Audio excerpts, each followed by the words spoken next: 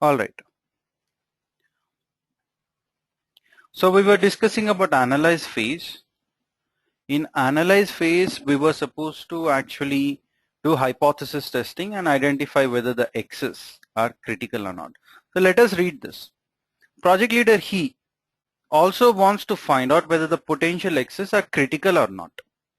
He wants to ascertain whether these X's really affect the percentage of late payments or not. So he collected data for all the potential X's. So let me open this, analyze hypothesis underscore defectives. Let me open that. Yeah, here it is. It's opening.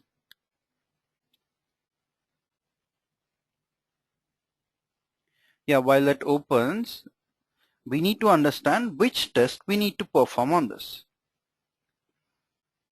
What is Y? Y is late payments, defectives, which is discrete data. So here Y is discrete. All right, and let us see what the X's are. Oh, there are multiple X's here. Turnaround time with tax issue, without tax issue, priority, customer type. There are 3 customer types: customer address, region, the product, experience level of the people, etc., etc. So in all these cases, it is once again discrete, because it is in the format yes or no kind of format. Let me open that mini tab. Again, these numbers, 1 mean something, 0 means something. These are binary numbers, which is always considered to be discrete. Yeah. So this always means discrete. 1 0 1 0. Whenever you have these kind of numbers, you can blindly consider that as discrete. So Y is discrete, X is discrete, and let us take only one thing. Is tax with tax issue or turnaround time with tax issue and turnaround time without tax issue? Are these two things impacting the Y, which is also discrete? So I'm not sure why this is not, Alt tab is not working. All right. So here we have 2 categories. So Y is discrete, X is discrete in 2 categories. Then we do what test? 2 proportion test. If you remember, we do 2 proportion test. Yeah, so all we need to do is go to stat. We need to go to basic statistics, 2 proportions. Both samples are in one column? No. Each sample is in its own column? Yes. Turnaround time with and without. This is fine. I'm clicking on OK. I'm getting a p-value. P-value is 0. If p-value is 0, if p is low, what will happen? Do you accept null hypothesis or do we reject null hypothesis? Anuj, can you just type? Absolutely correct. We reject null hypothesis.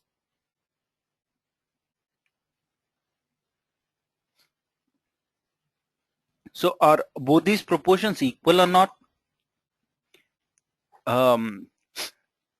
Is X significant or not? Yeah. Is this X significant and is it impacting the late payments? Yes or no? If you accept null hypothesis, that means we say that X has significant impact on Y. If you reject, you say no, it doesn't have a significant impact on Y. So you do away with that. Yeah, you do away. Tax with and without issues, these both are not having any impact. Let us see whether priority levels are having impact. Let us see whether customer types are having impact. We also have to check whether the Asia, Europe, US, the continents are having an impact or not. or the regions, the product types are having the impact or not, analyst experience is having impact or not on your Y, which is your late payments. So in this way, you try to do all those tests. Do you want me to do each and every test, Anuj, for all these 6, or how do you want me to go? Just one.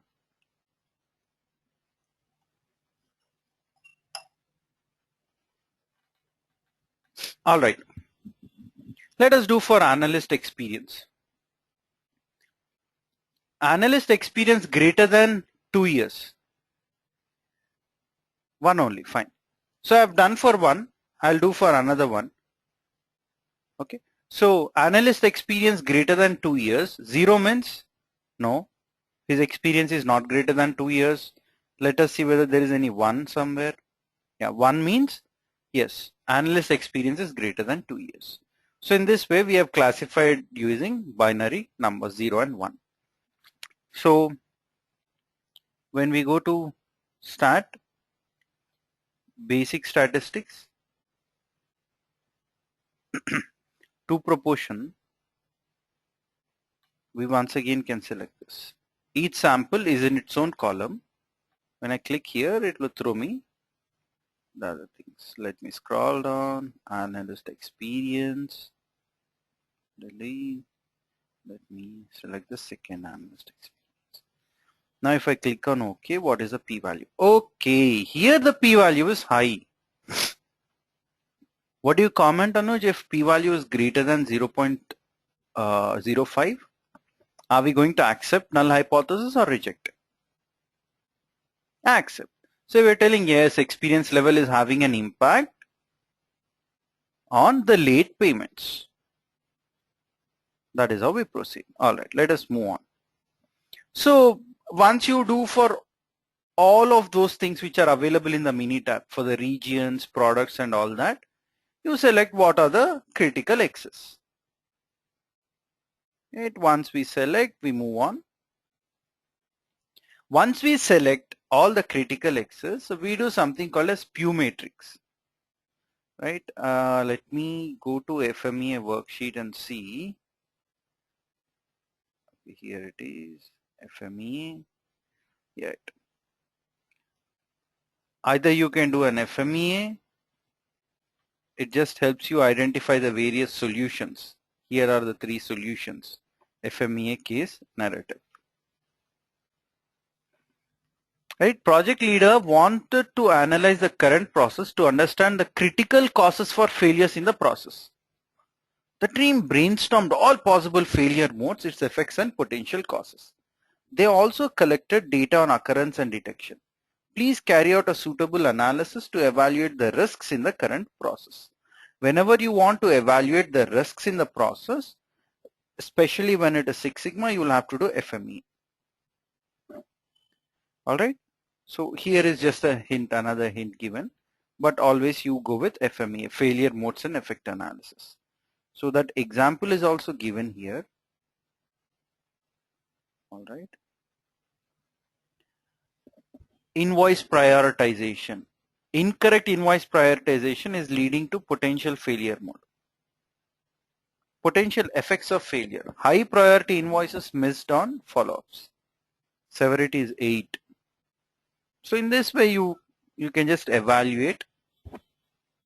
Wherever you get higher risk priority number, you are going to prioritize that. That will be your critical risk. That is with respect to your FME. Then you move on to the improve phase. And here is where you use your Pew matrix. We have Pew matrix. So what is this all about? The project leaders have identified alternative solutions and also identified possible. Plus S means better than the known solution. Minus S means not better than the known solution. Please help the project leaders to evaluate these alternative solutions to choose an optimum solution. So I need to go to improve solutions. Yep, here it is. Still coming up.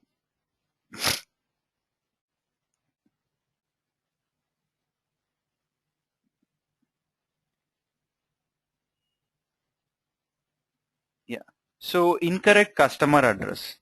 No validation on customer creation updation process. What is the solution? Clean up customer contact and address information in database. How can we mistake proof incorrect customer address? Right? Define invoice error codes for tracking. So all these things are already given here. Customer address incorrect. Let us focus on that. So what are the various solutions? Monthly web alert to the customer to update address if changed or incorrect. Key 1 and key 2 check for new customer creation. Two people are going to key in the details of the customer. Quarterly customer address check and updation by collection team. Quarterly they are going to update it. Implement make a checker concept for customer creation process. SOX. It's also SOX compliance. Sarbanes-Oxley Act. SOX.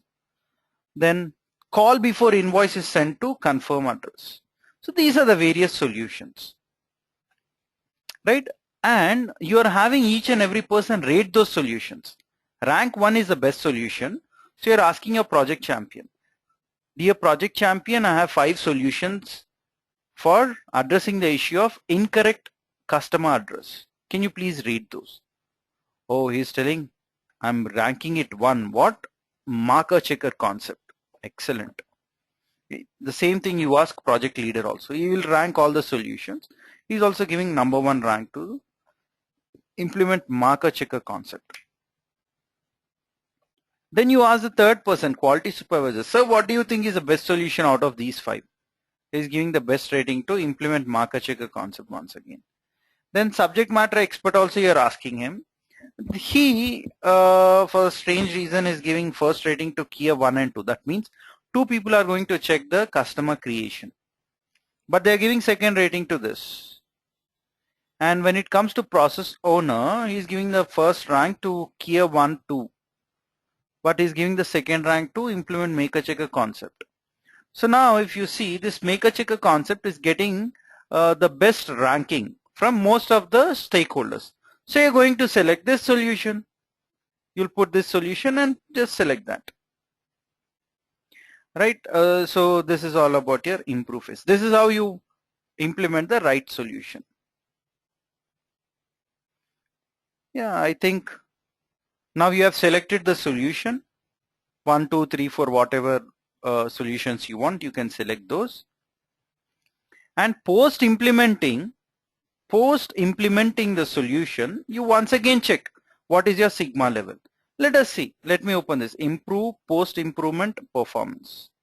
Improve. Yeah, post improvement. After performing the improvement, you want to check what is the sigma level that we are at. So let me open this. And let's see what details are also provided here. Okay. A randomly selected sample of 120 invoices are audited to capture this. Has any significant improvement taken place? So 120 samples is what they have captured once again. So this remains 120. So let us see how many defectives are there.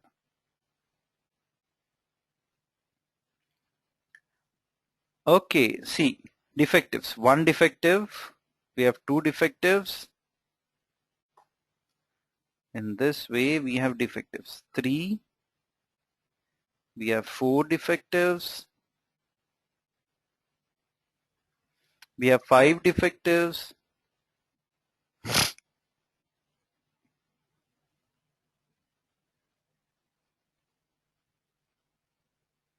We have only 5 defectives. All right, let me go to this. Put 5 here and see what is the sigma level now.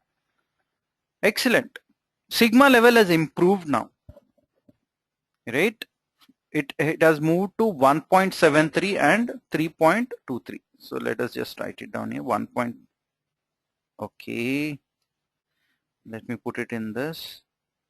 It's before. After it is how much? We need to check the short term actually. 3.23. 3.23.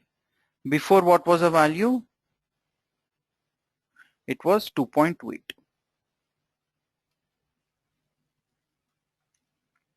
Yeah. So you go back to the management and say that Even before we have done the improvement, you were at 2.28 sigma level. Now you are at 3.23 sigma level. They might ask you a question. Anuj, you have told that you have implemented 6 sigma. So I was expecting ZST to be 6. You have to tell him that, sir, already your performance was so bad that bringing it to 3.23 itself was a challenge. Now from 3.23, you can actually target to reach 4 sigma. From 4 sigma, you may probably reach 4.5 sigma. From 4.5, maybe you might reach 4.7 or 5 sigma, right? So the improvements as and how you move up the sigma level will, or the challenges would increase in leaps and bounds. As and how your sigma level increases, the challenges will increase in leaps and bounds actually. And then we have this control phase. The project leader wants to continuously monitor your output, and he also wants X to be monitored. Wherever, first thing is, whenever you're doing improvement, try to mistake proof. If you cannot mistake proof something, at least try to control it. Therefore, it was decided to control chart them. Please use appropriate control chart and draw suitable inferences. So let me open this control chart. Where is it? Control.mtw. Here it is. While I open, let me see what is Y and X.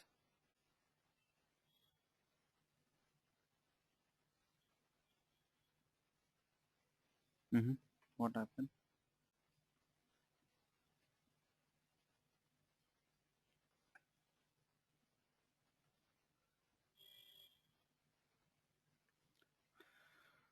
All right. While it opens, we can do control, or we can use control chart for both Y and for X. For each Y and X, we need to find out whether we are dealing with continuous data or discrete data.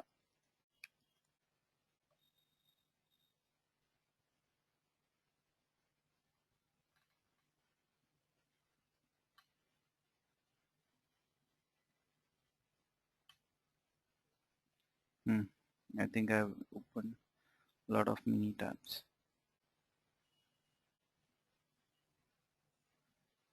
Let me close a few of these.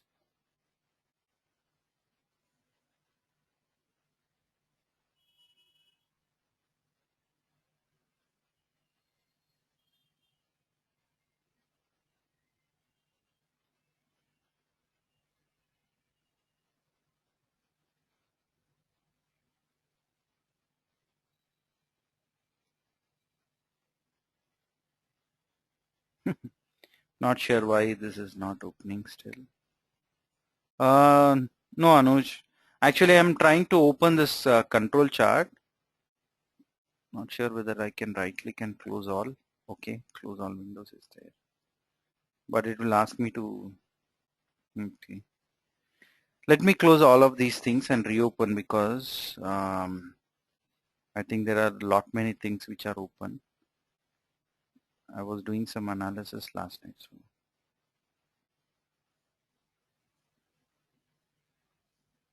One good thing for you is, Anuj, my Saudi trip probably will get pushed to Feb second week. So I'll be here in India till Feb second week. Yeah. If something doesn't come up all of a sudden. I don't think so anything will come at this point of time, because most people will be busy with their, today's Thanksgiving Day, right? Today or tomorrow? Tomorrow is Black Friday. I think today is Thanksgiving Day, if I'm not mistaken. Okay, okay. Do you guys celebrate in Australia, Anush, Thanksgiving Day in big way, or how is it? No. Yeah, Anush. So I'm going